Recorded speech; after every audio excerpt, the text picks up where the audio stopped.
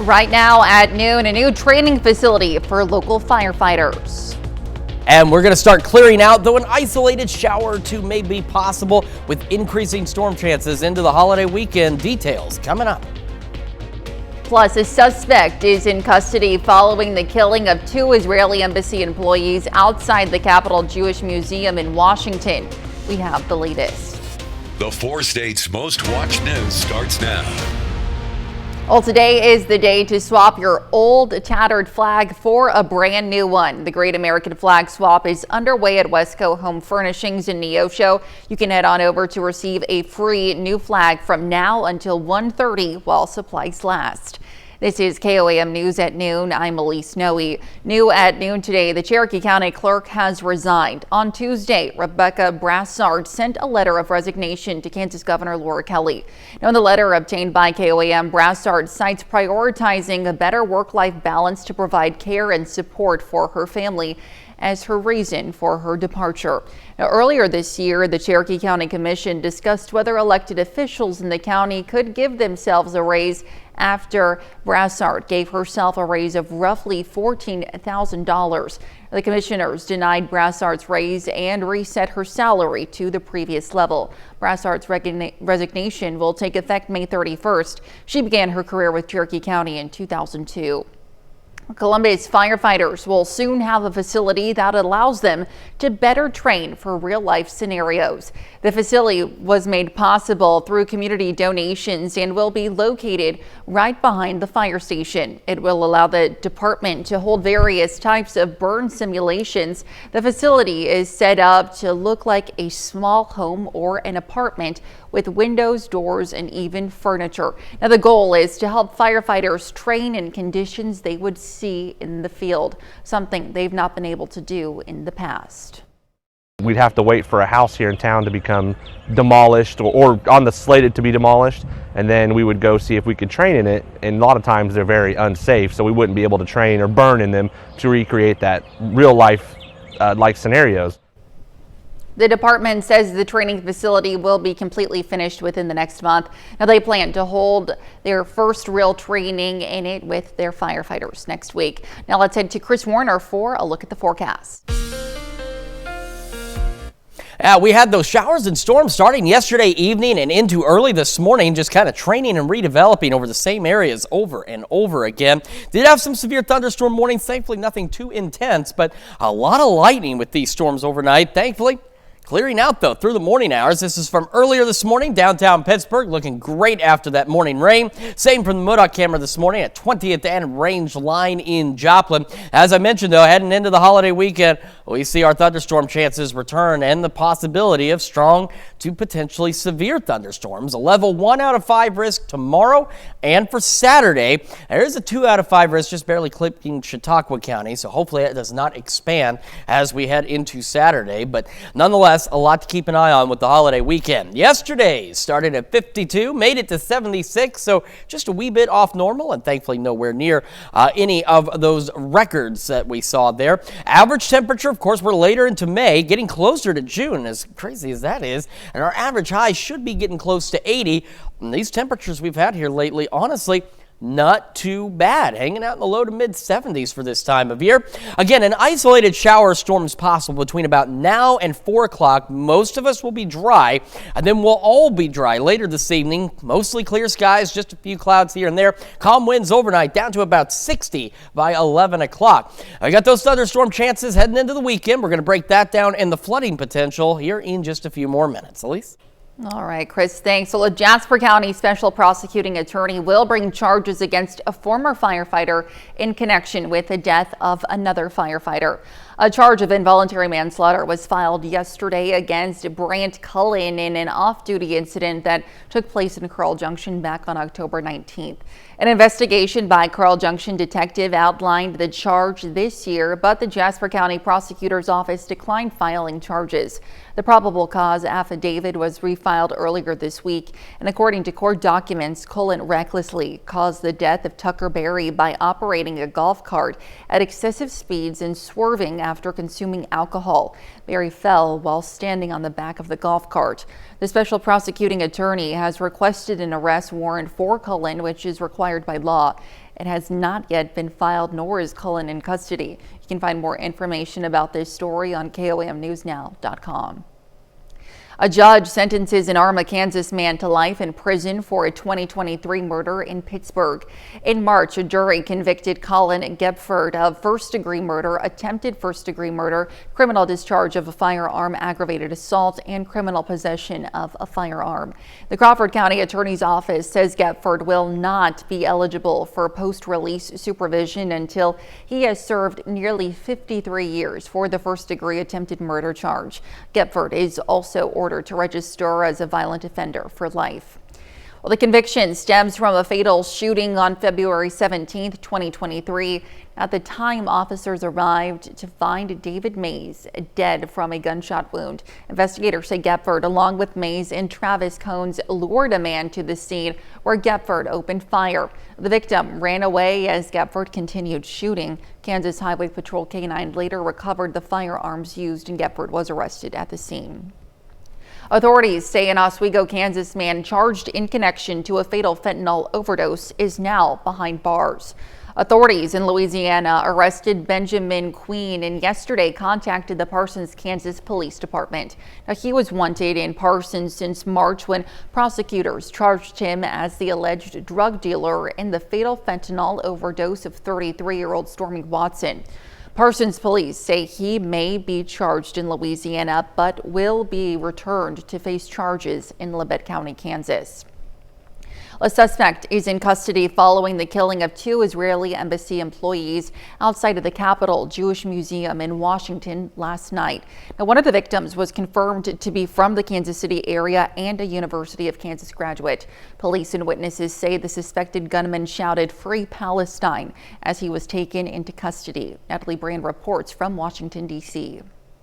The Israeli Foreign Ministry identified the victims as Yaron Lashinsky and Sarah Milgram, embassy staff workers in Washington who were set to be engaged. The young man purchased a ring this week with the intention of proposing to his girlfriend next week in Jerusalem. The shooting attack happened last night as they left an event at the Capitol Jewish Museum in Washington, D.C., which attendees say included a discussion about helping get aid into Gaza. Prior to the shooting, the suspect was observed pacing back and forth outside of the museum. He approached a group of 4 people, produced a handgun, and opened fire, striking both of our decedents. The attack happened in a high-security area just across the street from an FBI field office and less than a mile from the U.S. Capitol. Police identified the suspect, who is now in custody, as 30-year-old Elias Rodriguez from Chicago. Law enforcement sources tell CBS News this is being investigated as a hate crime. We were comforting him because we thought that he was just somebody out in the street looking for a safe place to stay. Katie Kalischer recorded the video of the suspect's arrest. She says he entered the museum after the shooting. He reaches into his bag and he pulls out a keffiyeh and he says, I did it for Gaza. President Trump posted on social media, hatred and radicalism have no place in the USA. Israel's prime minister says it will strengthen security arrangements at Israeli missions around the world in light of the attack. Natalie Brand, CBS News, Washington. The suspect's first court appearance could come as early as today. And coming up, a patriotic journey rolls through Joplin, and later we're making crispy honey mustard wings in the Mr. Food Test Kitchen. The Nation of Patriots bike ride rolled through Joplin yesterday as part of a 120-day, 15,000-mile journey to raise money for veterans. The ride rolled through all 50 states. Roughly 50 motorcyclists met at Love's to join the ride, with Joplin police escorting the group through town. Well, this one in particular is actually very special. So we dedicated this ride to a gentleman named Rick Chrisman. He recently passed away, and he was always my road captain. So it was great that we had so many show up in dedication of him. All donations raised will support veterans along the route. Volunteers honor more than 24 veterans laid to rest at the Peace Church Cemetery in Joplin. They placed flags at the headstones of the fallen veterans and at the monument at the historic cemetery. Memorial Day isn't here just yet, but the travel season is already in full swing. According to AAA, Missouri has seen some of the highest numbers of drivers on the road since the year 2000. Today, for example, that could save you some time on the roads. Part of our AAA forecast looks at some of the best and worst times to travel to avoid some of the heaviest congestion. To put it simply, the earlier you can leave in your travel day, the better. According to the Missouri State Patrol, there were over 1,000 crashes and 10 fatalities during the 2024 Memorial Day weekend. And still to come on KOAM News at noon, Mr. Food. Ever wonder what happens to all the food we make here in the Test Kitchen?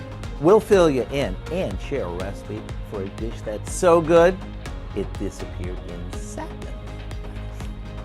And we've got the possibility of showers and thunderstorms increasing into the holiday weekend. We'll break down what you need to know coming up.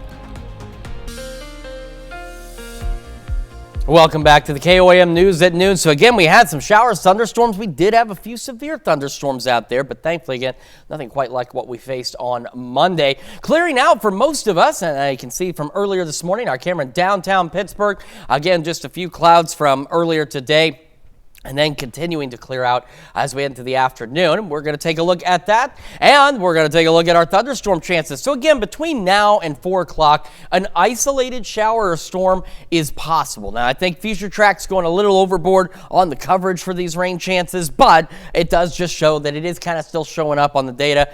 So something to keep an eye on. Again, most of us will be dry. Once we get past about 4 o'clock or so, skies begin to clear out. Just a few clouds here and there through the evening and overnight hours, and a fantastic start to our Friday. Unfortunately, Friday does not end on a fantastic note. As we roll into this holiday weekend, things are going to get a bit on the soggy and stormy side. By noon on Friday, Yates Center, Fredonia, Coffeyville, Newata points to the west. Start seeing shower and thunderstorms increasing, and they'll continue to spread across the area. Now, initially, through the evening, they will be scattered, but the storms that we see could become strong, potentially low-grade severe, as we discussed earlier. We're going to break down those threats for you in just a moment. And that's as we roll into early Saturday morning. As we go through the morning, shower thunderstorms increasing coverage for a bit out there. Then we get a little pause, maybe just a few scattered showers and storms. And as we go from Saturday evening into the overnight hours, we see another round of showers and storms, maybe even a line of storms lining up from about Springfield to Tulsa, right along I-44. And some of these could be strong to severe as well. So here's what we're talking about with these severe threats. And here's the thing, even though the threats are low, because it's a holiday weekend, we got people outside, we got people doing things outdoors. We also have folks in tents, campers, RVs, things like that, that are going to be a little more susceptible to even the low risk severe threats than you normally would be within your home. So it is a level 1 out of 5 hail and wind risk as we head into our Friday. Our tornado risk very low, no areas highlighted. So we're talking, some small hail, gusty winds. But again, those gusty winds can pose problems for RVs and tents and folks that are outdoors. That's why you've got to stay weather aware. It's why you need the KOAM Skywatch weather app if you do not already have it. I have that 1 out of 5 tomorrow, 1 out of 5 on Saturday as well. And then Sunday, we don't have anything highlighted at this point, but Sunday looks to be a better chance for more strong to severe thunderstorms, or at least ones that could potentially be a little more intense. So we definitely want to keep an eye on that. The other concern we have is flooding. Between Friday afternoon and Monday evening, south of 54, we are looking at very high rain totals. These estimates, again, anywhere from 4, 7, 8, 9 inches of rain possible, which could lead to flooding across the area. So if you're staying local, for example, you're heading, Stockton Lake, Grand Lake, heading to Roaring River, something like that in the area, you need to be weather aware of this as well. If you're going to be by the water, pay attention to any flood advisories or alerts that come up. If they say you need to go, you need to go. And if you're going to be on the water, be aware of rapidly changing conditions on the water as we get a heavy rain and the water levels increase. So just make sure you've got a backup plan and make sure you're paying attention to the local officials. If they tell you it's time for you to get out of there, then you got to get out of there. As for the rest of the weekend and the temperatures, it's not too bad out there. Low 70s, mid 70s, even upper 70s into the weekend. Thunderstorm chances, unfortunately, continue through Memorial Day. Then we get a slight break Tuesday and Wednesday, and we see additional shower and thunderstorm chances to wrap up the end of next week, and temperatures climbing a little closer to or slightly above normal into the upper 70s and low 80s. Well, stick around. We're making crispy honey mustard wings in the Mr. Food Test Kitchen. We'll be right back. Well, just wait until you put out a platter of today's Mr. Food recipe for a party or even as a change of pace main dish. Howard's making crispy honey mustard wings in the Mr. Food Test Kitchen. Ever wonder what happens to all the food we make here in the Test Kitchen? It's a great question. After each dish is made, it's taste tested by the whole team. If it earns the "ooh, it's so good" approval, we put it out for lunch. And when a dish is really awesome, like the honey mustard wings we're making today, it disappears in no time. To make them, all we do is toss a good amount of chicken wings, and they can be fresh or frozen, with some oil and a bit of salt and pepper.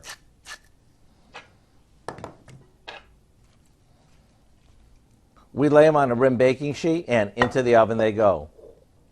While they cook, we combine some honey, yellow mustard, mayonnaise, dried onion flakes, and a good amount of minced garlic. Once the wings are tender, we toss them with our to-die-for honey mustard mixture, and back into the oven they go.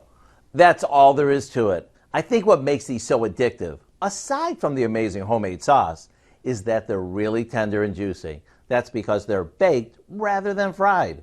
To get the recipe for our crispy honey mustard wings, all you have to do is go online. You know, these really are amazing. I'm Howard in the Mr. Food Test Kitchen, where today we found a finger-licking way for you to say, "Ooh, it's so good." Today's recipe is on KOAMNewsNow.com. Now let's take a look at the 4-state market prices. All right, again, an isolated shower storm between now and 4 o'clock. Most of us dry. Thunderstorm chances increasing tomorrow afternoon through Memorial Day. And between those days, some of those could be strong, possibly severe, with hail and wind as the primary concerns. And we have flooding concerns where several inches of rain could fall. So again, for those heading out for Memorial Day weekend, just make sure you stay weather aware and that you have a backup plan just in case. All right, and Dad, what do you have for us later on today? Lots coming up at 5. For starters, new technology is helping patients with heart failure. We're going to learn how a special pillow can help monitor the heart and improve health. Plus, the animal shelter in Nevada, Missouri was evacuated due to impacts of severe weather. Hear how the community has stepped in to help. And the George Washington Carver National Monument hosts a naturalization ceremony for new citizens. Hope you join us for those stories. A lot more, of course. It's coming up on KOAM News at 5. All right, Del, thanks. And that's the news for now. Thank you for joining us on KOAM News at noon. Have a great rest of your day.